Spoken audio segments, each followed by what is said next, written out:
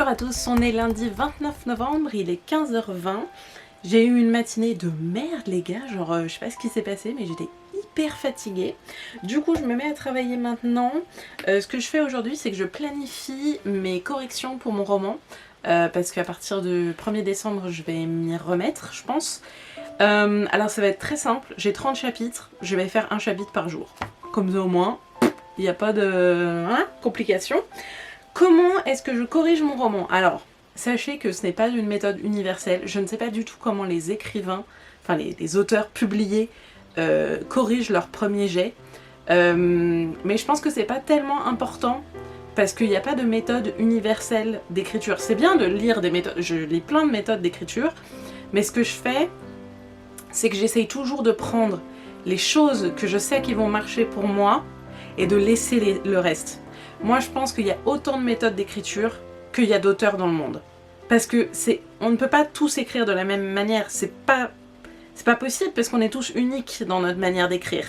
Donc ce que je fais c'est que j'ai pris quelques conseils à droite à gauche de comment réécrire son premier jet et je me suis fabriqué ma propre méthode. Je sais pas si elle va vraiment fonctionner, c'est la première fois que je vais vraiment me plonger à fond dans les corrections d'un roman. Mais je pense que je vais improviser au fur et à mesure. Donc, comment je m'y prends? La première chose que je fais, c'est d'imprimer. Là, en l'occurrence, c'est la moitié de mon roman. Présentement, je ne sais pas comment les gens font pour corriger directement sur ordinateur. Moi, c'est pas possible. Il me faut une version papier. Donc, ce que je fais...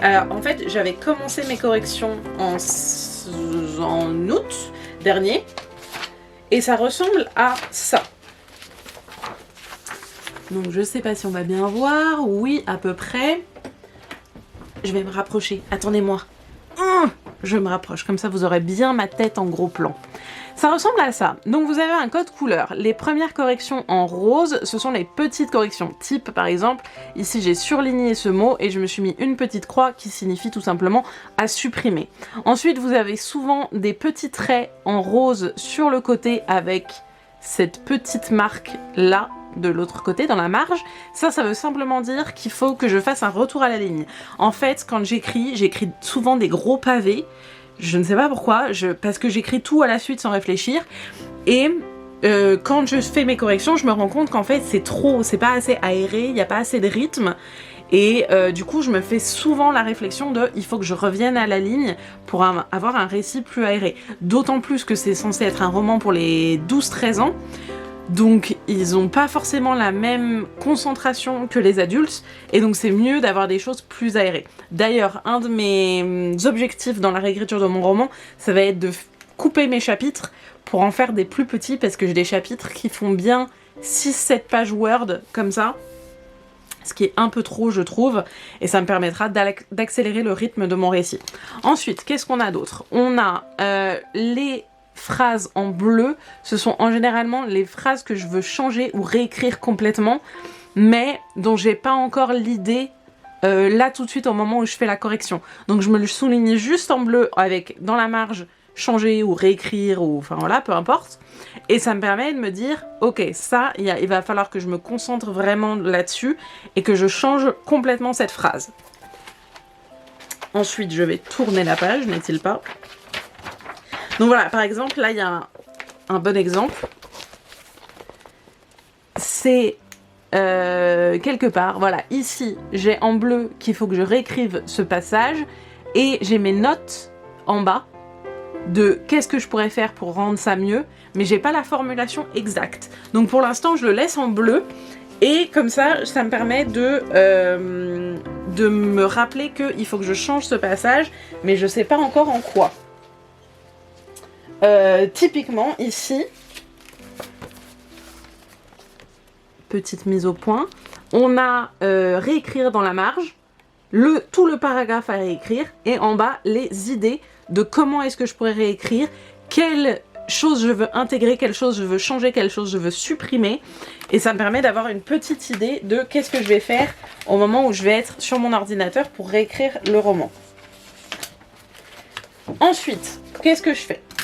Je suis à la fin, là c'est le début de mon deuxième chapitre. Donc, à la fin de mon premier chapitre, j'ai une page qui se présente un peu comme ceci. Vous avez en haut mes notes. Ensuite, on a les personnages. Quels sont les personnages qu'on rencontre? Quelles sont leurs caractéristiques? Est-ce que j'ai fait un portrait physique qui est assez clair? Donc là, pour l'instant, j'ai commencé... Enfin, c'est des notes très vagues, parce que c'était ma première lecture. Mais je vais faire des notes plus détaillées pendant ma réécriture. Et en fait, je vais donc noter tous les personnages qui apparaissent pour la première fois. Est-ce que j'ai un portrait qui est assez clair visuellement pour que le lecteur se dise « Ah oui, tel personnage, elle est blonde, tel personnage, elle est grosse, tel personnage... » Enfin voilà, c'est le principe, c'est qu'on ait quelque chose de très visuel. Ensuite, j'ai la même chose, mais pour le world building, c'est-à-dire la création de mon monde. Là, en l'occurrence, j'ai par exemple, on apprend qu'il y a une académie. On apprend qu'il y a des animaux marins dans le ciel. Question, est-ce que je devrais expliquer dans ce premier chapitre que c'est une cité dans le ciel, c'est des îles dans le ciel? Parce que mon histoire, elle commence in media res, donc en pleine action. Donc le but, c'est qu'il y ait assez d'informations pour que le lecteur soit un peu confus, mais qu'il ait envie de lire la suite pour comprendre pourquoi il est confus, que ça déclenche son intérêt et que ça attise sa curiosité, mais que ça soit pas trop confus au point qu'il ait plus envie de lire le roman. Donc là, je me pose les questions de est-ce que je devrais rajouter ça à un moment donné, ou est-ce que c'est trop de l'infodumping, c'est-à-dire du largage d'informations comme ça, juste pour larguer de l'information. Le but, c'est que ça reste quand même un récit fluide. Donc en l'occurrence, moi je pense, là actuellement par rapport à ma note que j'ai prise en août dernier, je pense pas qu'il faut que je mette tout de suite que ce soit des îles dans le ciel, parce que ce serait trop d'informations. Le but, c'est d'attiser la curiosité et de dire « Ah, il y a des animaux marins qui volent dans le ciel. C'est fou, pourquoi ?» Et donc après, dans les chapitres suivants, il va y avoir la notion que, en fait, ce sont des îles dans le ciel. On a aussi le système de magie qui est présenté. Est-ce que je le développe? Est-ce que je le laisse comme il est? Enfin voilà, il y a toutes ces questions-là. Et où est-ce qu'on en est en termes d'histoire? Donc la story. Donc là, pour l'instant, j'ai rien encore mis, mais il va falloir que je remplisse. Ensuite, vous avez 2 petites colonnes, le plus, le moins. Alors, qu'est-ce que je fais pour ça? Je me place en tant que lectrice, en fait. Je vais relire mon chapitre et je vais me dire qu'est-ce que j'aime pas dans ce chapitre en tant que lectrice? Bah, j'aime pas, en l'occurrence, le fait que mon personnage principal, elle soit assez passive. Donc, qu'est-ce que je pourrais faire pour changer ce négatif en point positif? Pourquoi est-ce que je fais une liste de mes points positifs? Ça va paraître stupide, mais en fait, si je fais une liste que de mes choses négatives, je vais me dire, mon roman, il vaut rien là. Dans mon chapitre, il y a tout à changer. C'est de la merde, il faut que je refasse tout. Or, si je me fais aussi une liste des points qui sont positifs, je vais me dire, ok, là, il y a du potentiel. Là, il y a une phrase que j'aime bien. Je veux pas la changer, je veux qu'elle reste là, c'est important. Là, il y a ça que j'aime bien aussi. Cette action, ce personnage, la façon dont il est décrit, il y a des choses qui me plaisent. Et ça va me permettre de rééquilibrer entre le négatif et le positif pour avoir quelque chose qui me donne envie de réécrire, qui me donne le courage de me dire il y a du potentiel, il y a des choses à changer, mais je peux le faire parce que j'ai aussi du positif. La deuxième raison pour laquelle je fais une liste des positifs, c'est par exemple, je vais me dire ah, j'aime bien le fait que j'ai un narrateur qui s'adresse directement au lecteur. C'est quelque chose que j'aime bien dans mon roman. En l'occurrence, c'est quelque chose que j'ai un peu abandonné par la suite. Donc, par exemple, je me suis mis dans mes notes qu'il faut qu'il y ait plus d'intervention du narrateur. Et donc, qu'est-ce qui va se passer dans ma colonne négative? C'est qu'à un moment donné, je vais me dire, bon, ça j'aime pas, qu'est-ce que je peux faire pour le changer? Eh ben, je peux tout simplement rajouter une intervention du narrateur. Donc, utiliser quelque chose de ma colonne positive pour transformer le négatif en positif. Ça me permet de rééquilibrer un peu tout ça. La dernière chose que j'ai tout en bas de ma page, c'est qu'est-ce que c'est que ce chapitre dans la structure entière du roman. En l'occurrence, ce premier chapitre, c'est la opening image, c'est-à-dire l'image d'ouverture. Et je vais me mettre en détail quels sont les points que je dois absolument aborder dans cette partie de la structure. Donc, quels sont les points à aborder dans la opening image? le fait qu'il faut que ce soit très visuel, il faut que ce soit très clair, il faut que ce soit une action qui arrive au personnage. Donc il faut que ce soit actif. Il faut pas que ce soit une action passive. Donc je me mets ces notes-là qui sont en fait inspirées de la méthode Save the Cat sur laquelle je me base pour les structures de mes romans. Et ça me permet de me rappeler justement quels sont les points négatifs, quels sont les points positifs. Par exemple, point positif, mon action elle commence in media res, on voit tout de suite que mon personnage est un personnage flawed, c'est-à-dire qu'il n'est pas parfait, dans le sens où il n'arrive pas, en l'occurrence elle n'arrive pas à se défendre, parce qu'elle n'a pas assez confiance en elle, et donc elle est martyrisée par d'autres filles de l'école. Donc ça c'est une action active en l'occurrence. Ça me permet de me dire, ok, je suis bien dans la structure de mon récit. Par contre, par exemple, le système de magie n'est pas assez clair, admettons. Bah ça, je vais le mettre dans mes points négatifs et je vais me dire, ok, par rapport à ma structure, comment est-ce que je peux changer ce système de magie qui n'est pas assez clair en quelque chose de visuel et de plus compréhensif pour le lecteur. Une fois que j'ai fait tout ça, je vais sortir mon petit carnet. Tadam. J'ai un carnet par idée de roman. C'est plus simple et voilà. Et qu'est-ce que j'ai? J'ai ici présentement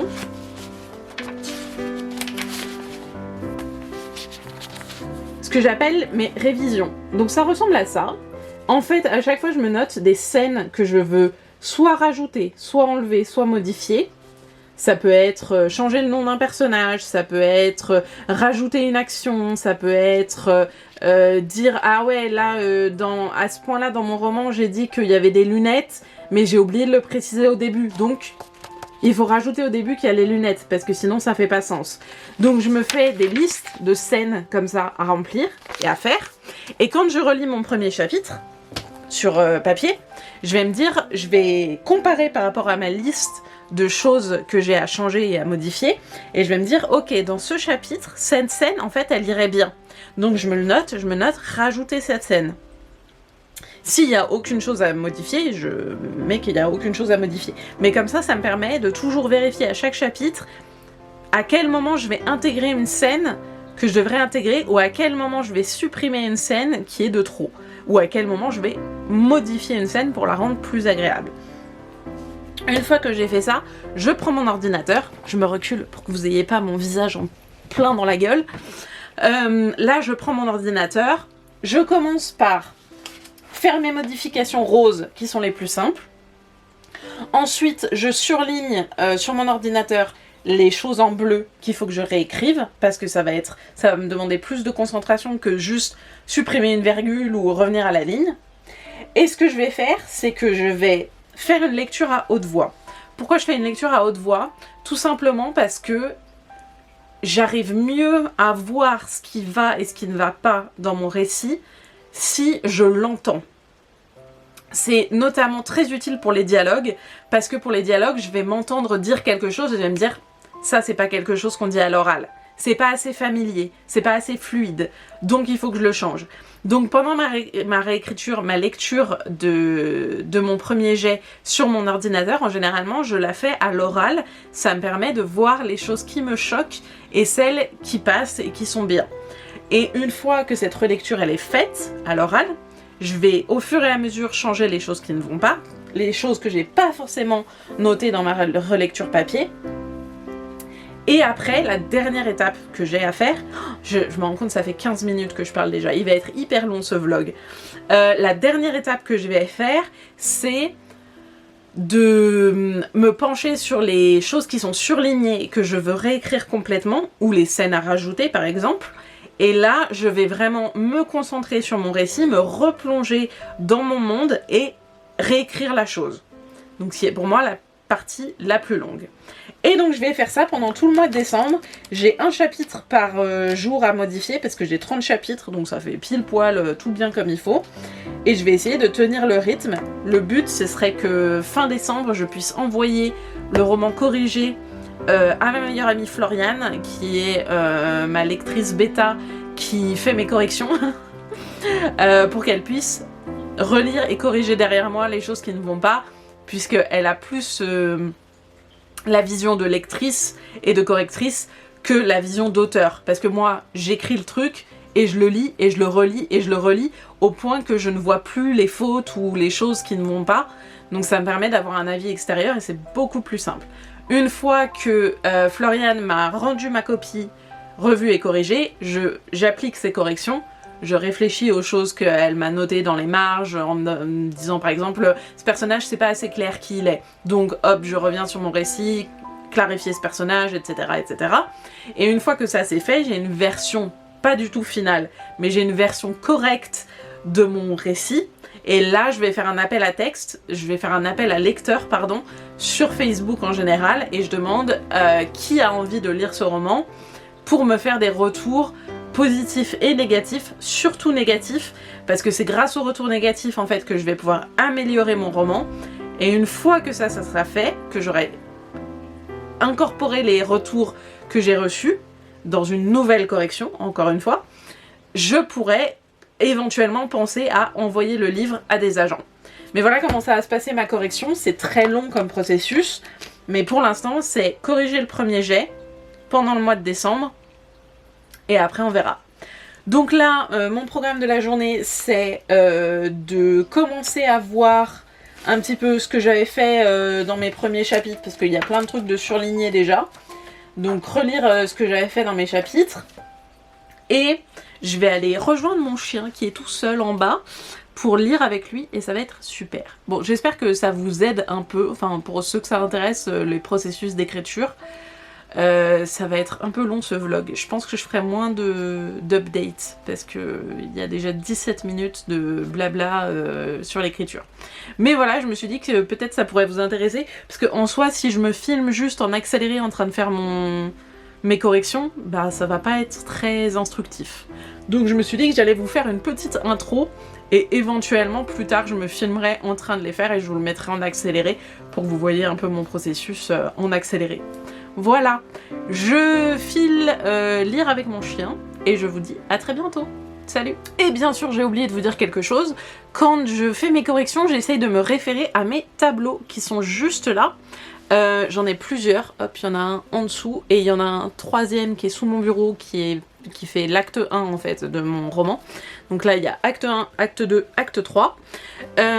Pourquoi je me réfère à ça? Parce que quand j'ai écrit mon premier jet, je me suis servi des post-it bleus qui sont en fait la structure de mon roman, c'est-à-dire ça c'est l'acte 2, ça c'est le midpoint, qu'est-ce qui doit se passer dans tel acte.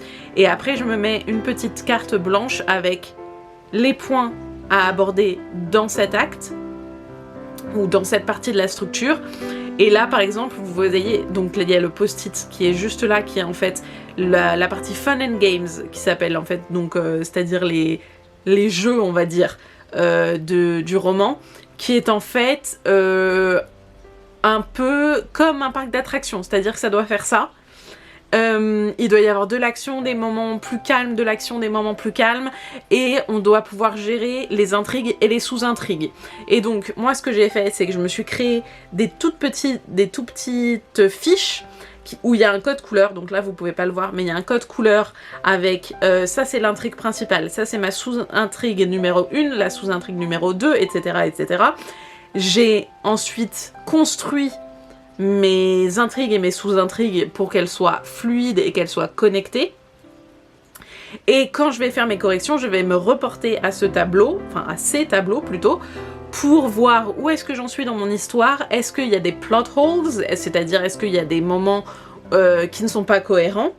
Et ça va me permettre aussi de revoir un peu la structure de mon roman, c'est-à-dire les moments où la structure est faible et où donc il faut que je renforce cette structure, ou par exemple dans l'acte 3, je sais qu'il y a des moments où j'ai pas fait assez mes sous-intrigues, je les ai un peu oubliées entre l'acte 2 et l'acte 3, donc comment faire pour solidifier tout ça. Et donc je vais me servir de ces deux tableaux. Je vous fais un petit zoom. Et ça ressemble à ça, en gros. Et voilà! Je vous dis à tout à l'heure.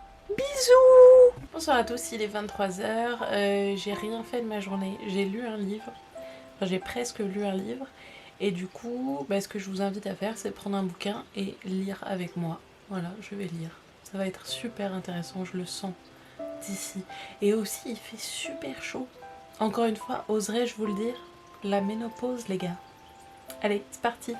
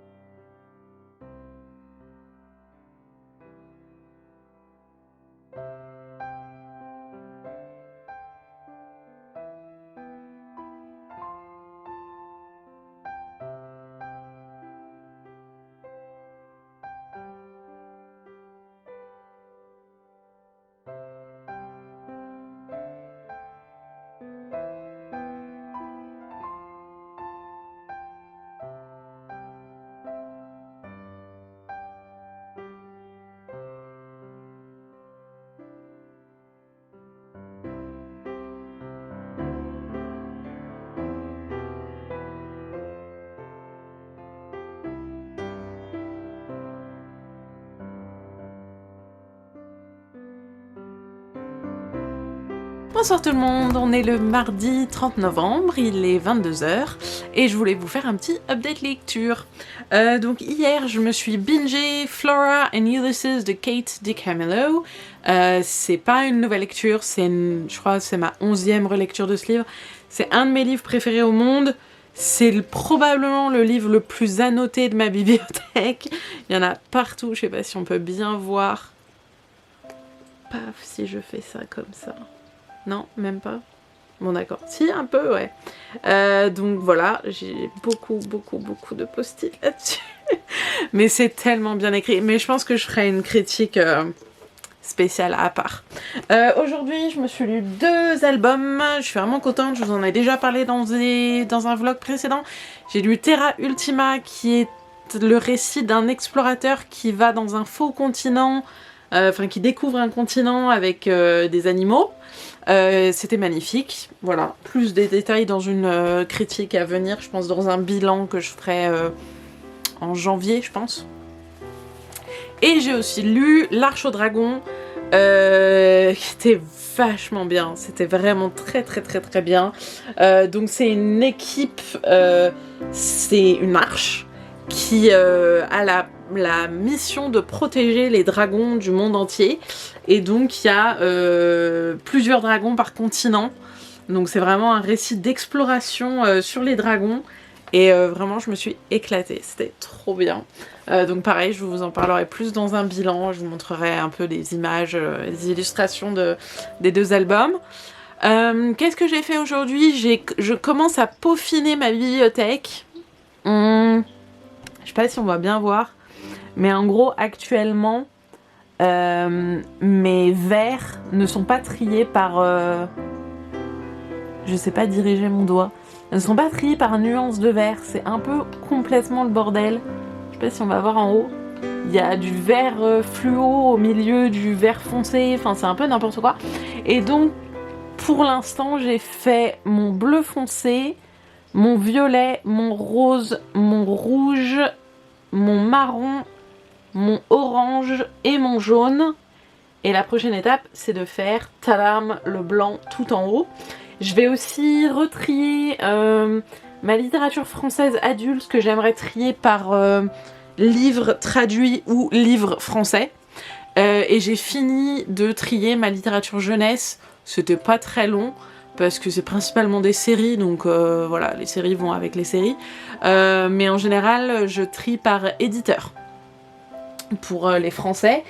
J'ai fait ça et qu'est-ce que je vais faire ce soir? Programme. Alors, soit je me lance le défi de lire un dernier livre pour le mois de novembre. Ça sera certainement un album. Je pense que ce sera Secret de sorcière dont je vous ai déjà parlé.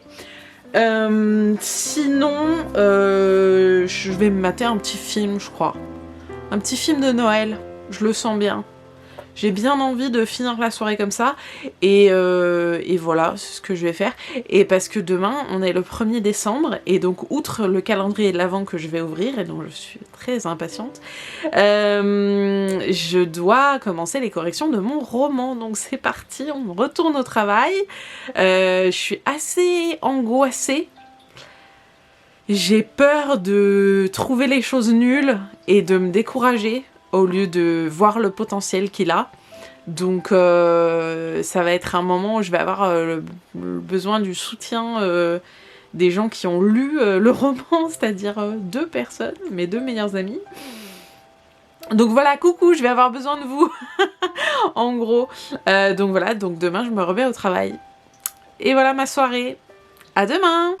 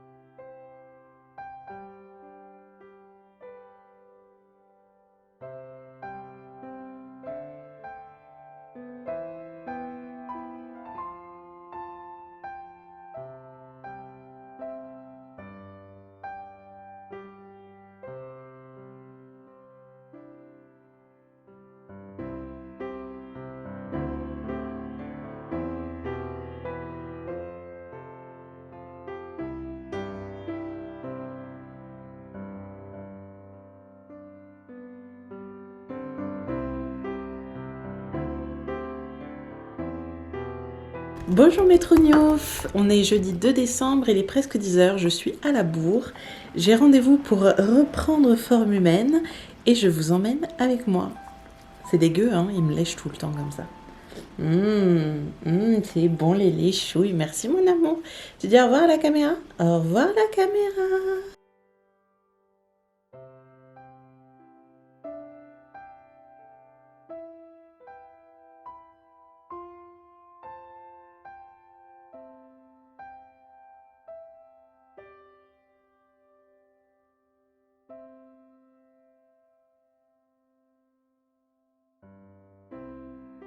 Bonsoir tout le monde, petit update, il est 23h.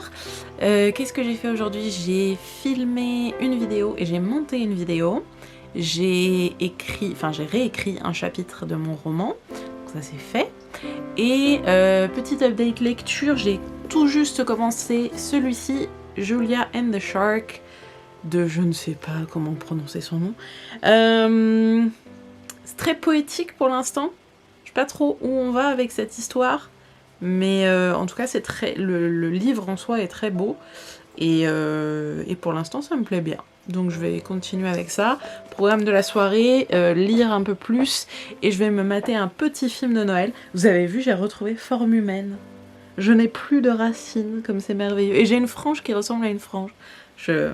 Moi-même, je ne me reconnais plus. Que se passe-t-il ? Et voilà, et on se voit demain pour le dernier update du vlog. J'allais dire blog, mais c'est vlog. Bonsoir. Bonsoir tout le monde. On est le vendredi 3 décembre.